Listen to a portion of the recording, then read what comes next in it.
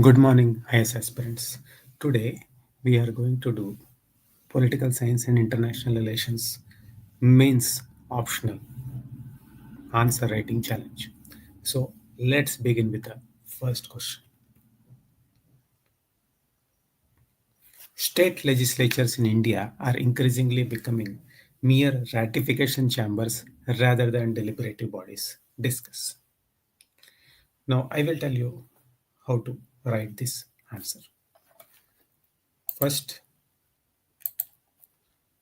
you have to introduce the thing. What you will introduce? The constitutional provisions related to the state legislature. So you will introduce the constitutional provisions related to the state. One. Then highlight the functions of state legislature in India. Then give the evidence of state legislature as ratification chambers. Then delve into the factors contributing to the decline. Then suggest measures to reinvigorate the state legislature. Then conclude. So let's begin with the answer. The state legislature in India is governed by various constitutional provisions under Part 6 of the Constitution of India, tasked with making laws, debating public policies, and holding the executive accountable. State legislatures, once vibrant forums for rigorous debates and policy making, are now perceived as losing their deliberative character, often functioning as mere extension of executive, rubber stamping the decision with minimal scrutiny. Now coming to state legislature functioned as a vibrant forums. Historically, state legislatures in India played a crucial role as vibrant forums for debate, policy making, and holding the executive accountable. There were rigorous debates in early decades of independence. During the 1950s and 1960s, state legislatures were known for intense debates on key issues such as land reforms, education policies, industrial development. The West Bengal Assembly engaged in prolonged debates on Operation Barga program, showcasing detailed discussions on the implications for farmers and landowners. Then collaborative lawmaking. State legislatures actively contributed to framing transformative laws such as Kerala Land Reform Act 1963 that witnessed exhaustive debates with detailed input from legislatures, leading to effective implementation. The evidence of state legislature as ratification chambers. Now there is a decline in sitting days. In recent years, state legislatures have convened for fewer days annually. The number of average sitting days has declined from 2016 to 2022. The 28 state assemblies met for 21 days on average in 2022. There is a hasty passage of bills. Many state assemblies pass bills without adequate debate.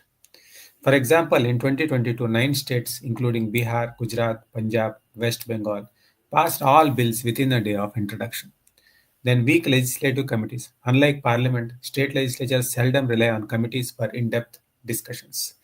This undermines the detailed scrutiny of laws as seen in the Karnataka Assembly, where less than 5% of bills were sent to committees. Then overuse of ordinances. Ordinances bypass the legislative debate. In Kerala, 51 ordinances were issued within 2 weeks after a session ended, and 44 were promulgated 20 days before a session began, highlighting the executive dominance over the legislative processes. Then reduced participation of legislatures. State legislatures often focus more on local constituency issues rather than engaging in legislative discussions. There are instances of disruptions, adjournment, and lack of quorum, further reflecting diminishing legislative engagement. Now, what are the measures that should be taken to reinvigorate the state legislatures? There should be a mandatory minimum sitting days. Introduce constitutional provisions to ensure state legislature meet for at least 50 to 70 days annually, as suggested by various committees. Then strengthen the committee systems. Institutionalize subject-specific committees for detailed examination of bills and policies. For example, emulating the Public Accounts Committee of Parliament. Then capacity building for legislatures. Provide legislatures with training and access to research facilities, enabling informed debate and policy making. Then encourage public participation, promote citizen engagement in the legislative process to public consultation and pre-legislative scrutiny. To conclude, state legislatures are the bedrock of India's federal democracy. They must evolve from their current state of dormancy and reclaim their role as vibrant deliberative forums. Strengthening institutional mechanisms, ensuring legislative accountability, fostering a culture of informed debate are critical to reversing the trend of reduced deliberative functioning.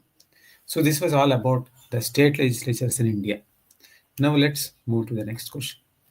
Discuss the electoral reforms introduced by Government of India Act 1935. Critically analyze how these reforms expanded political participation while simultaneously maintaining a colonial political restrictions.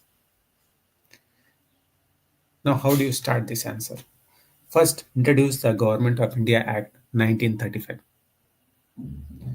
Then give the electoral reforms under the Government of India Act 1935.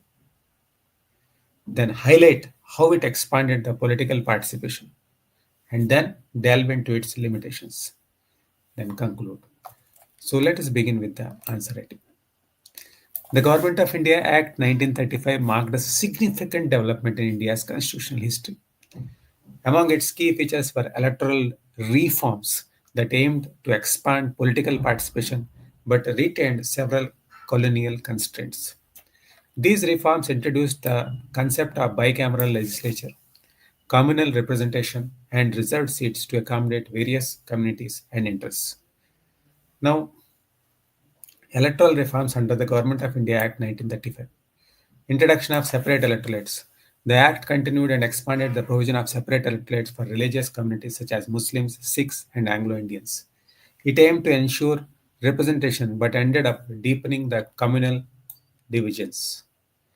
Reserved seats and weightage. Seats were reserved for minorities and specific communities in legislatures.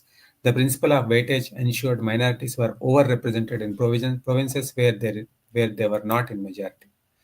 Then bicameral central legislature. The central legislature became bicameral, consisting of Federal Assembly, Lower House, and Council of State, Upper House. Members were partly elected and partly nominated, limiting the influence of elected representatives. Then provisional elections and autonomy. Provincial legislature was established with larger electorates and elections were conducted. The Government of India Act 1935 significantly expanded the political participation in following ways. Expansion of franchise. The electorate was expanded to include approximately 10 to 12% of Indian population based on property qualifications, income, and education. While this was an improvement from earlier limited franchise, it still excluded a vast majority of the population, particularly the poor and illiterate. Provincial autonomy. Indian leaders at the provincial level could now legislate on subjects like health, education, and local government. Women representation. For the first time, separate electorate for women were introduced, enabling their participation in decision making. However, the franchise for women remained limited to a small privileged section. Political awareness and party growth. The elections held under the Act provided a platform for political parties like the Indian National Congress and others to mobilize masses and enhance political consciousness. While the Government of India Act 1935 expanded political participation through widened electorates, establishment of provisional autonomy, it was carefully designed to maintain a colonial dominance. The powers of governor and governor general, including veto authority, ensured elected governments remained subordinate to British interests and undermined democratic intent of reforms. The limited nature of franchise ensured that the political participation remained confined to the elite, showing the democratization process. Conclusion. The electoral reforms in the Government of India Act 1935 were a double-edged sword. While they expanded political participation and provincial governance, they reinformed communal divisions, maintained colonial control, and limited true democracy. Despite these drawbacks, the Act set the stage for India's future constitutional development and bolstered the push for full independence.